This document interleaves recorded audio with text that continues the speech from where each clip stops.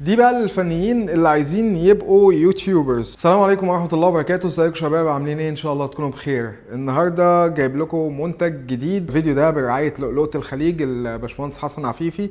كان هو دخل الكاميرا دي من ضمن الادوات الجديدة، اخر ادوات هو نزلها، وانا شكلها عجبني فهو بعتها لي عشان اعمل لكم عليها ريفيو ونجربها سوا مع بعض وتقولوا لي ايه رايكم في الكومنتات. هنفتح الكاميرا اسمها 4K من شركة اماوي.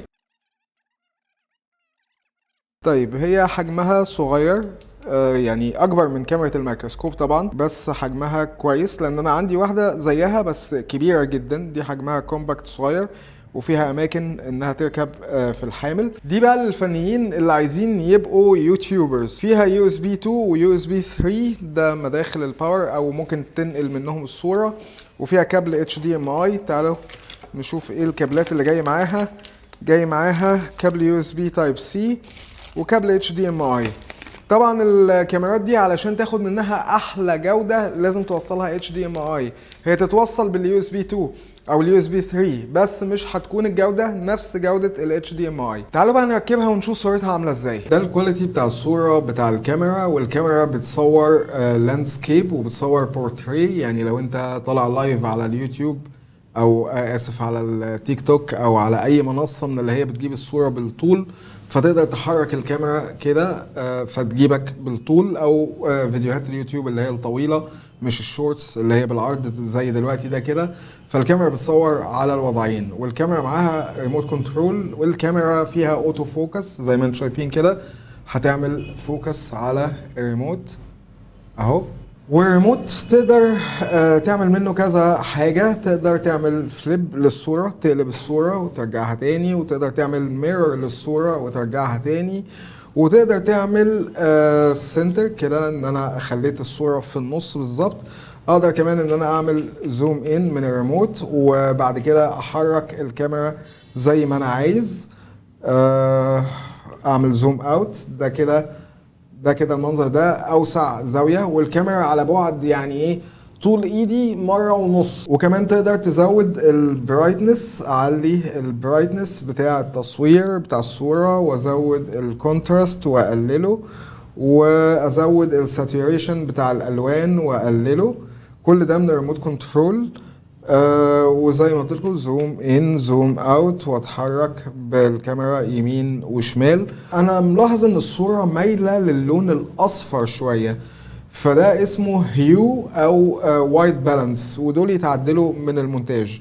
فالكاميرا دي هتكون مفيدة للي حابب يعمل فيديوهات على اليوتيوب او حابب يدي كورسات اونلاين. قولوا لي في الكومنتات ايه رأيكم في الكاميرا وفي جودة الصورة وفي الفوكس بتاع الكاميرا. اوتو فوكس، هي مش هتحتاج انك تظبط فوكس كل شوية. الكاميرا كمان فيها ميكروفون داخلي، لكن انا ما جربتوش. انا بستخدم الميكروفون اللي هو الهولي لاند اللارك M2. الكاميرا علشان تصور بيها على الكمبيوتر وتاخد منها جودة كويسة عن طريق كابل ال HDMI، لازم يكون عندك حاجة اسمها كابتشر كورد. ما ينفعش انك توصلها بال HD على ال HD بتاع الكمبيوتر. ال HD بتاع الكمبيوتر ده اوتبوت، يعني بيطلع الصورة اللي في الكمبيوتر على شاشة، لكن انت دلوقتي بتعمل انبوت للصورة من الكاميرا للكمبيوتر. فلازم يكون عندك حاجة اسمها كابتشر كورد تاخد الصورة من الكاميرا توصلها للكمبيوتر. لو عايز بقى تستخدمها بمنفذ اليو اس بي، مش هتشتري كابتشر كارد ولا حاجة، بس هتبقى الكواليتي اقل من اللي انت شايفها دلوقتي. الباشمهندس حسن برضو وفر الكابتشر كارد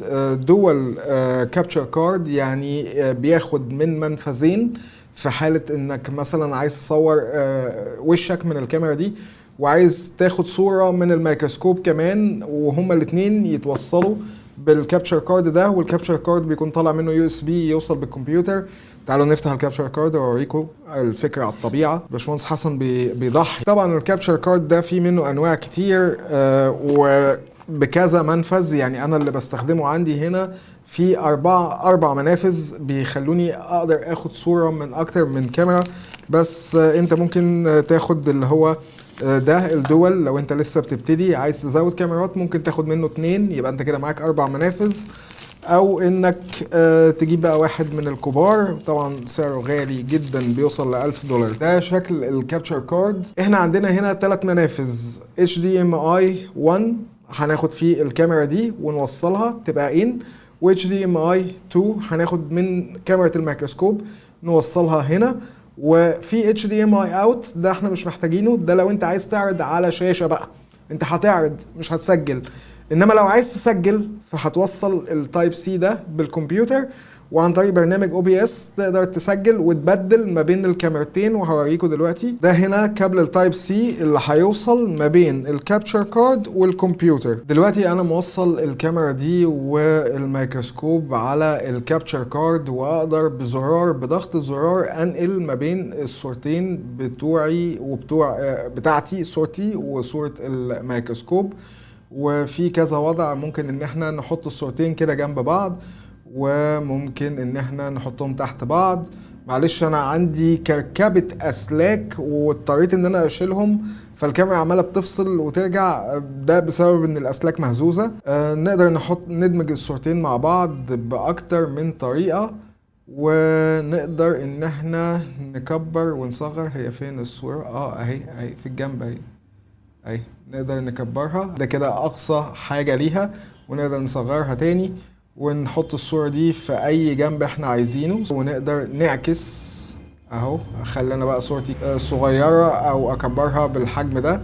دي فكرة الكابتشر كارد. برضو الكابتشر كارد انا بس مش عارف اوريكم، بس هو في منافذ لميكروفون جاك، تقدر تدخل جاك 3.5 ملم مايك، وتقدر توصل سماعة تسمع منها، وهتبقى اخدت الصوت مع الصورة في نفس الوقت. كله رايح عن طريق كابل اليو اس بي لبرنامج OBS على الكمبيوتر، فيسجل لك الثلاث حاجات مع بعض، صورتين من كاميرتين والصوت كله في وقت واحد. الكاميرا موجودة في محلات لؤلؤة الخليج في القاهرة، هسيب لكم رابط للأونلاين ستور بتاعهم.